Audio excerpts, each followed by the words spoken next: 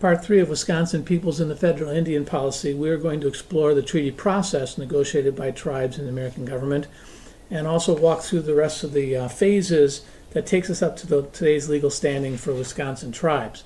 To recap, the Constitution vested power in Congress in working with American Indians, identifying them as having sovereignty, particularly the dual sovereignty we talked about, and that they had sovereignty over their members and their territory. And further, over court cases, the federal government was designed with a sense of trust responsibility to these tribes. And this is what guided federal policy from there on out. I'm going to start by talking about the treaty process as seen between the United States and the tribes. And this is one between process versus product. And for indigenous people, the Treaty Council itself, the gathering of these folks, was in fact the agreement. This is how they had negotiated in the past. This is an oral society. So when the councils negotiated to reach consensus, whatever they talked about was essentially the purpose and then the end of negotiations. This was very different from the American government, where the council itself was just the beginning and the treaty itself was the agreement.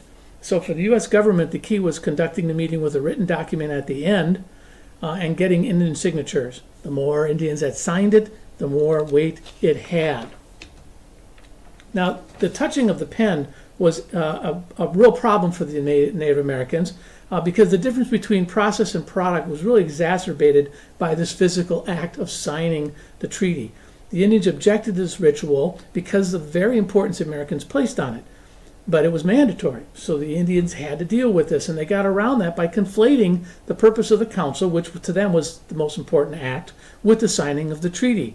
So they were both important. This meant that signing the treaty meant that they agreed to everything that was said in the council, not just what was written down.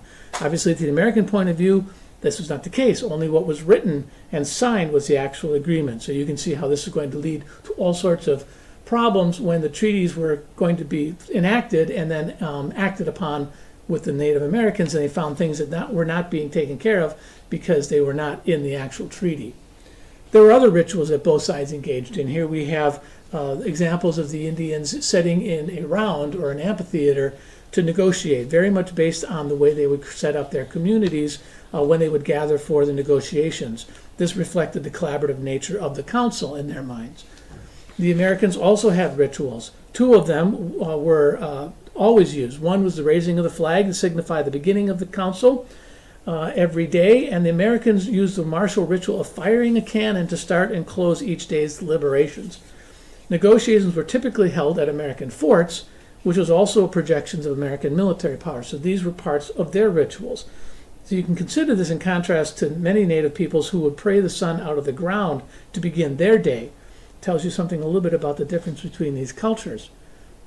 American Indians also had a ritual, particularly the Plains Indians, of smoking a pipe to begin the council and to end it.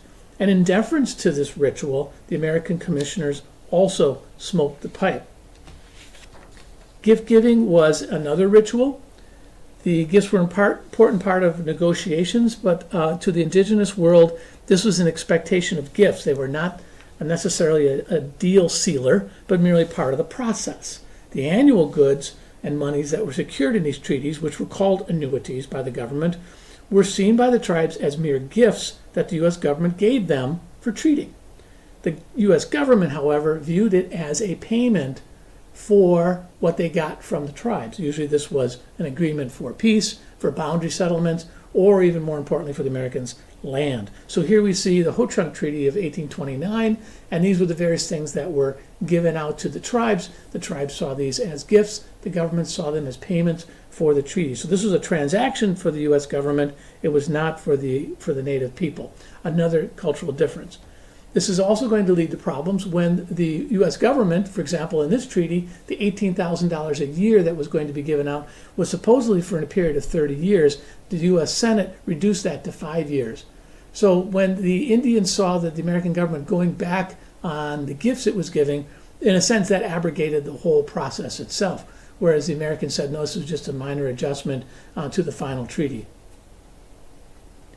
treaty making, or the treaty process, was officially ended in 1871, but treaties continued to be negotiated with Plains tribes as open warfare necessitated peace treaties.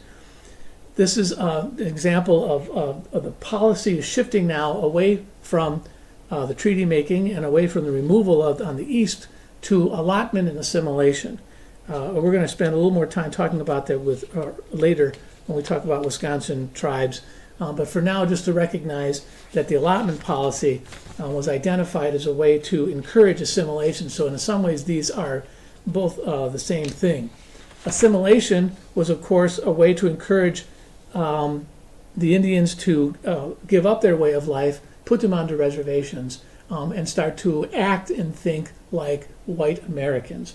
So the wars of conquest were seen as a necessary step for forcing the assimilation of these tribes. Assimilation also meant farming, and here we have Frederick Remington's Twilight of the Indian.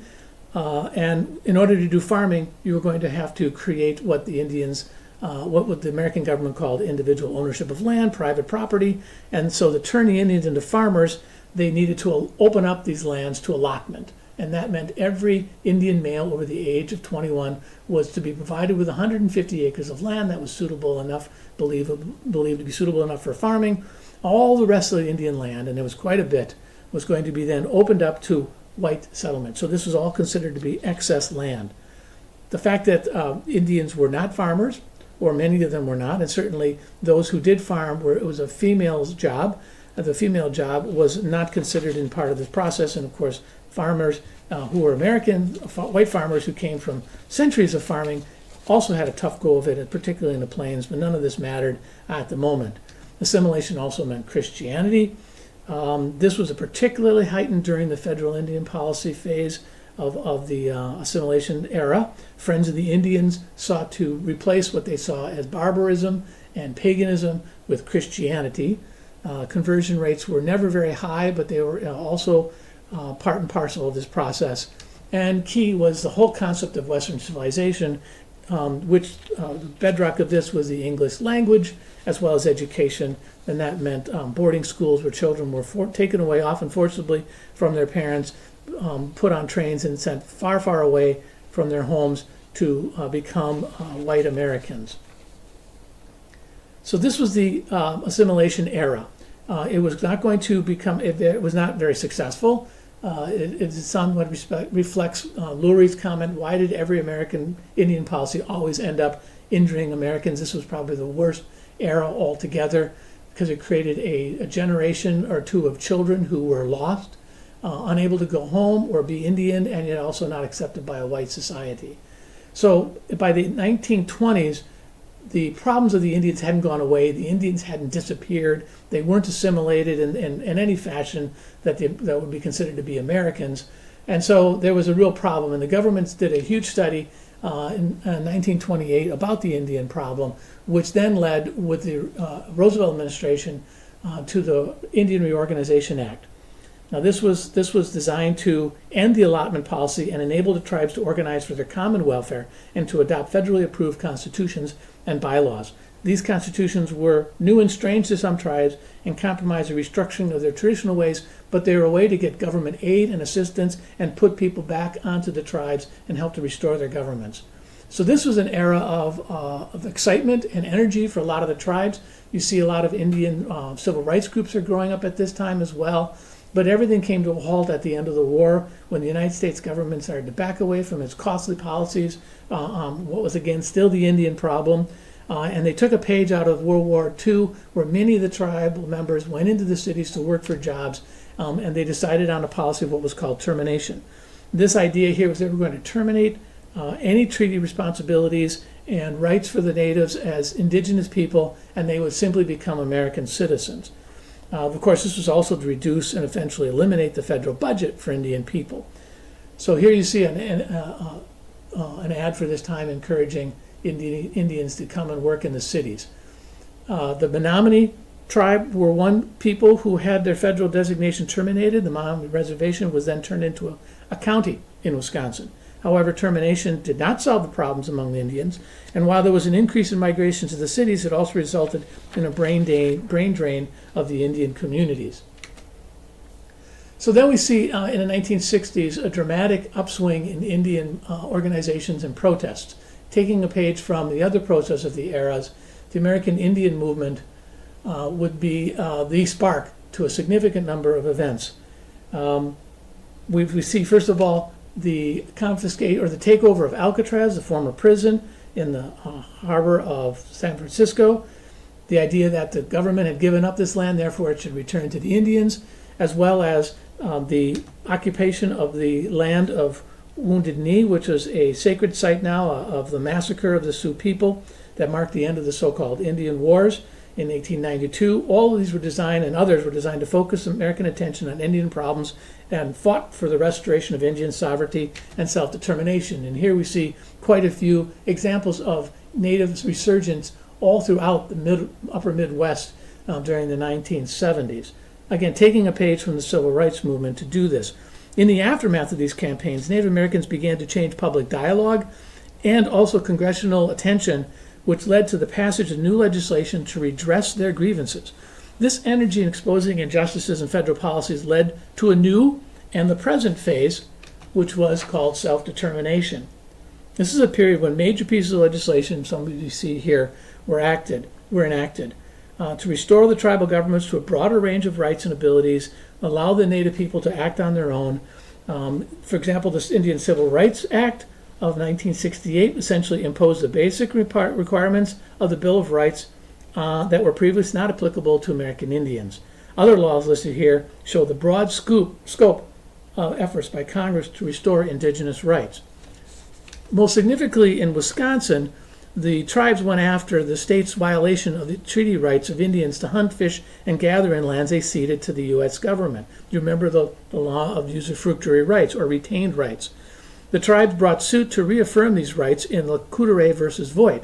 There was only one such case, but it was significant for Wisconsin because in this case, the federal courts ruled that the signatory tribes of the 1837 and 42 treaties had never ceded the right to hunt, fish, and gather on lands in northern Wisconsin, Minnesota, and Michigan.